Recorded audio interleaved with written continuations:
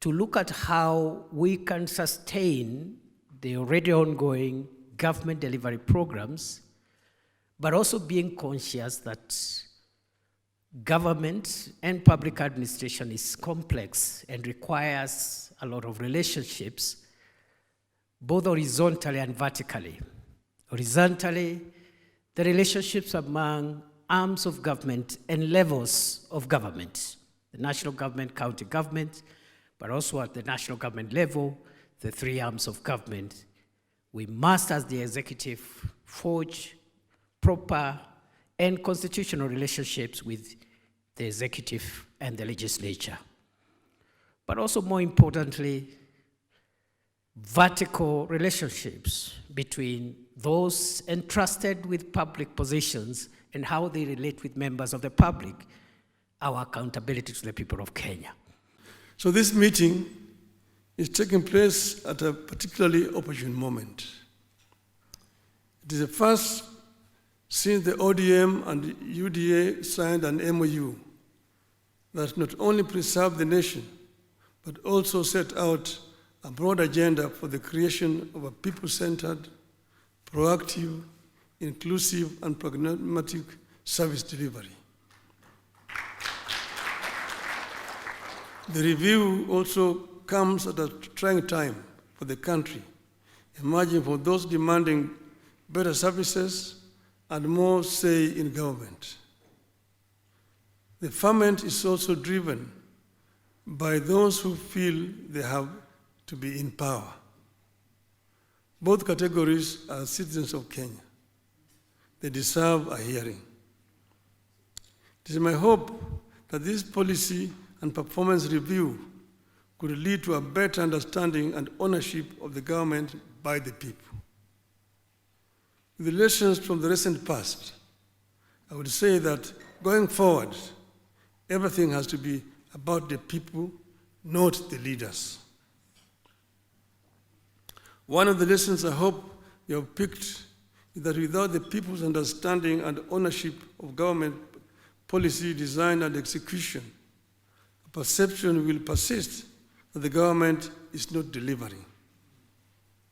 So the persistent concern going forward must be, are we carrying the people along? So I'm happy that you have embraced AI, because it is the way forward in the world today. And Kenya is very strategically situated where we are. We are very fortunate. Kenya can become a hub, a big hub. I was very disappointed when we are not able to move on with the airport contract. That was really very unfortunate. You know, we had awarded the Greenfield Airport contract before we left government with Kibaki in 2012. That contract was cancelled. Then it was given again to the same contractor later. But then again cancelled somewhere because of disagreement in the middle. And then now, when we brought in the Adani, they brought all these politics, and then the contract was cancelled. If that is not done, Nairobi will just become dormant. Look at Addis Ababa. It's going, and now they're putting up a new big airport. So Addis Ababa is going to be the hub around. Ethiopian Airlines is the dominant airline now on the continent. Kenya Airways can do the same. Kenya Airways can be the carrier on the continent because South Africa went down. But we are not doing it. You need to find a way. Look at Emirates. The people in the Emirates there do not look at that airline for making profits. It's basically a vehicle bringing investors, tourists, shoppers to the Emirates. KQ can be making losses so long as it's bringing people into our country. See, this is the thing. And put up a big airport in Nairobi. If you don't do it, Rwanda is going to do it. The Kigali will become the hub around here. You can do it here in Nairobi, and Nairobi becomes the hub and become the Dubai of Africa. And if you look at Korea in the 60s, it was just like rural Kenya. If they show you what it looked like, the rural Korea, it was like our rural Kisii today. An urban slum where people are living all over the place. The agricultural land, people living everywhere. Then they decided deliberately that you need to bring people together.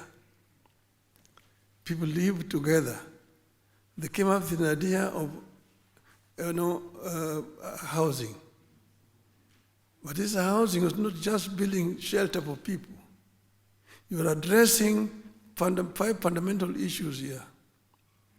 You are addressing employment, you are addressing shelter, you are addressing education, you are addressing health and social amenities.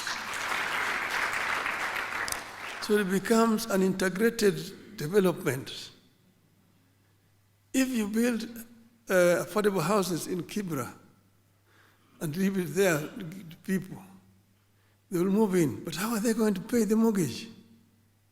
You must put up workshops there for them where they're going to work, put a market there where they will sell their wares, okay? And put a school somewhere where the children will go, put a health center somewhere there where if they're sick they'll go, and a social place where they can go for recreation, or they can go for one for the road after work. Then it becomes sustainable. It becomes sustainable. I will speak as one who has journeyed with the Kenya and who wishes this country well. I believe strongly that no matter our disagreements, our visions and disappointments, we have to have our country first. We may hold as lofty visions,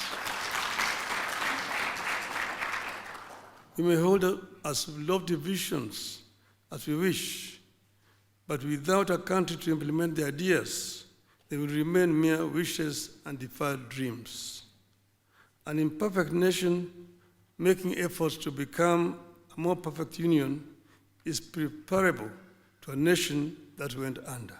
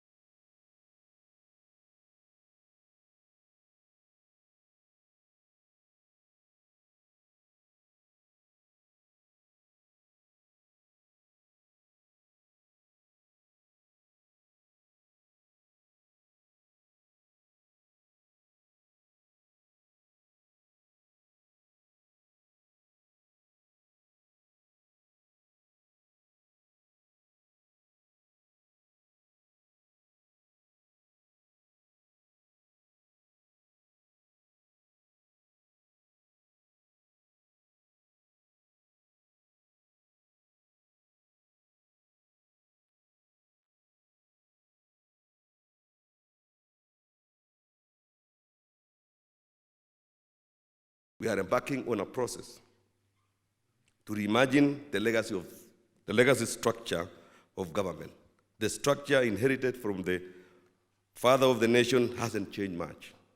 We still only see the structure having the president, then it was vice president, now deputy president, and the ministers. No one has asked whether the government organizational structure is supporting the strategy that is always placed on our table. We want to interrogate, and Your Excellency, we have called the first meeting on 30th June so that we can come and have a conversation to really understand whether the structure of government that we have supports and delivers the strategy that the administration has put on the table.